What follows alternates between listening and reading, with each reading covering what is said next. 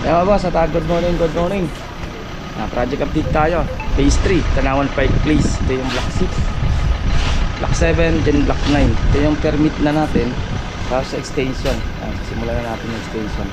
Update natin yung block 9, and then yung block 7, then itong block 6. Check mo natin nga boss. Let's go.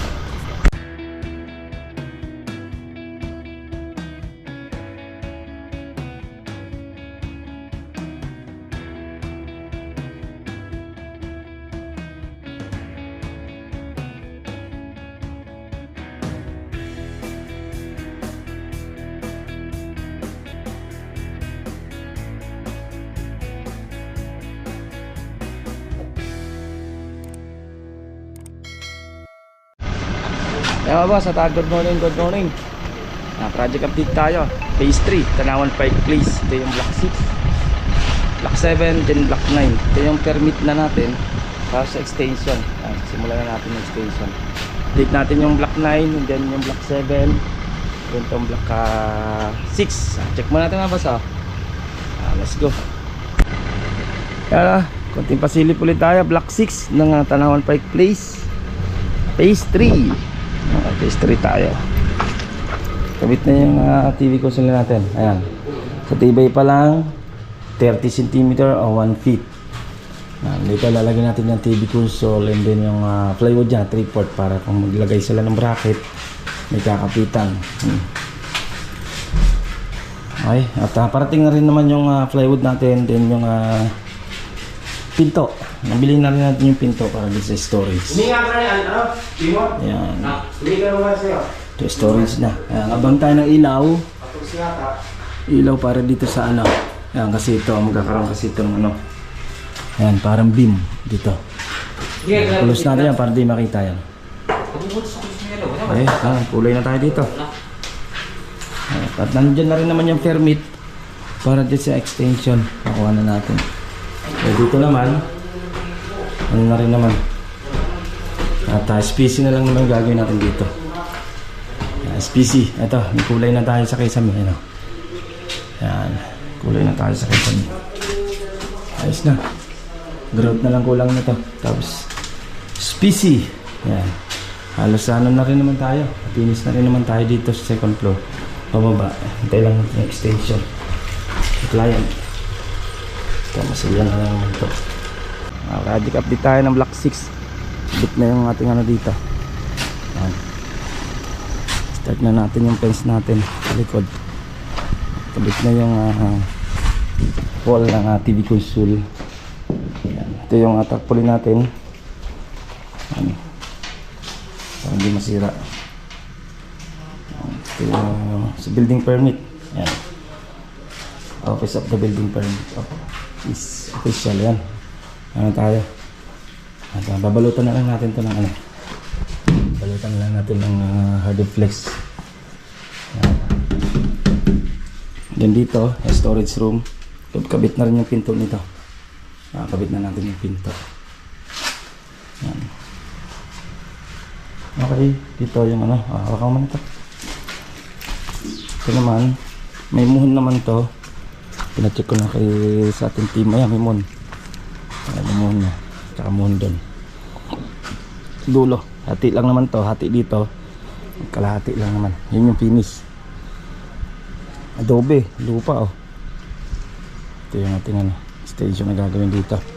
Roofing. Fence muna. Pero mataas. Mga 3 meters. Okay. Ito yung block 9. Block 6 natin mga boss. Yan boss, at silipin naman natin yung ano, block 7. Dito rin sa phase 3 ng Tanawan Park Place. Kunting pasilip lang din tayo. Tayo start na tayo para sa extension nya. Dapat deliver na tayo ng materials. Okay, dito tayo sa ano, phase 3. Shout out sa mga may unit dito. Ito yung block 6. Ito naman yung block 7. Okay, yung project natin na phase ano doon na block 6 ay block 7. Yan.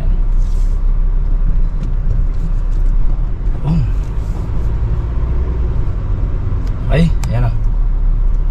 Yun o. Boss, ito naman yung block 7 natin. Yan, pakulay na rin man tayo. Tapos na rin naman yung tiles dito niya. Ayun, na-start na tayo para sa tiles dito sa hagdan. Pwede na simulan. Gawa lang, tapos na rin naman dito sa taas. Kabit na rin naman yung ilaw natin. Ayan. Dito, ano naman tayo dito. Yung pinto, nakabit na rin naman yung ating mga pinto. Ayan. Kabit na ako na yung pintura nga dito. Start na itong hagdan, yung tiles. And then, ito railings, nakabit na.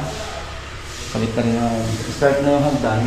Pagkatapos na, pagpapilis na tayo, SPC, susunod na natin. Then, nag-touch ng mga pintura. Ito naman, ano lang naman ito. Touch na naman dito. Okay, pinahabol kasi yan. Kaya nagalikabok tayo dito. Pahabol yun. Window type ng aircon. Okay, ito size natin. Okay lang naman ito. Crowd na lang naman pala. Update natin yung puti pasilip din tayo sa Block 9. Ayan na. Good morning, good morning. Block 9 ng Tanawan Pike Place. Phase 3. Ito na yung niya. Nadala na natin dito yung multicab. At nagapot ng ibang materialis. And then, nandito na rin naman yung ating mga kukulamba. May paggagamitan tayo. Sabi sa kabila. Nakakot na muna natin. Check natin. Dito. Ito naman, masilya na at nililiyan na rin naman. Ito na. Mas kapatid natin nandito. Ito naman, renovate din naman to. Bakbak na rin to. Susunod na rin natin to pag nakapag-partition na tayo sa second floor. Yan, puro masilya na. Puting-puti na dito. Puting-puti na tayo. Masilya na tayo dito sa living area. And then, konting silip tayo dito sa second floor. Ito, gagawin na natin yung ano dito. Concrete slab. Ayan. Kaya na natin ito. Bakbak na natin. Para makabit na. And then, dito naman, sa second floor. Ayan. At okay na rin yung sa electrical natin. Naka-pin light lang. Doon, may abang kami ng street light. Tinanggal na namin. Wala na. Plain na lang daw yan. Then itong tatlong room, puro plain, tsaka center light, pin light. Paano na ito kami. Tapos ito, paliligot na natin yung electrical. Bawat bintana, meron tayong outlet. Tapos yun, may slab tayo dito. Mumove na lang natin. Ito na. Takip na. Takip na tayo dito. Ayan, masinsin yung ating rivet sa bawat dugso na mga 5 cm allowance natin. And then test na rin naman yung mga electrical dito. Ito pin light din. Okay. Tapos ito yung ubusan na natin to. Malaki pala yung bakal nito. Nabala ito yung bakal. Tapos buhusan natin yung bago. 1 meter lang naman yung binubuhusan ko niyan. Hindi tayo pwede mabanti dito. Dahil medyo apple na tayo sa pag-ano ng ulo. Mauntog ba. Yan. So, tapos na rin naman. Isama na rin naman to. Yan. Yan na tayo dito. Buhusan na natin ito habang naghihintay tayo ng tiles. Yan. Pwede na ito na yung tiles. And then, wall partition tayo. Okay.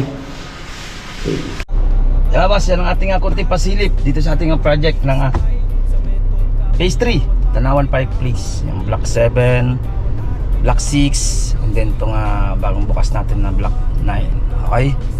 Na kunting pasilip natin. Baya next upload naman natin. Check natin yung Centrina, Amaya, at yung Carmel Ray. Okay, ingat-ingat na boss. Bye-bye, bye-bye. Ito pong J Uragon Vlog, napakaganda po ng channel na ito, no? Tungkol po ito sa construction. Actual construction po ang channel na ito, no? Pag pinanood nyo po ito, panalo po kayo sa channel na ito. Napakaganda po ng mga video niya. Lalo na pong magaganda, no, yung mga iba't ibang design niya. Kakaiba po yung mga iba't ibang design niya sa mga kisame. Subukan nyo pong panoorin J Uragon Vlog na ito. Matutuwa po kayo pag pinanood nyo po yung mga video niya. Maraming salamat po.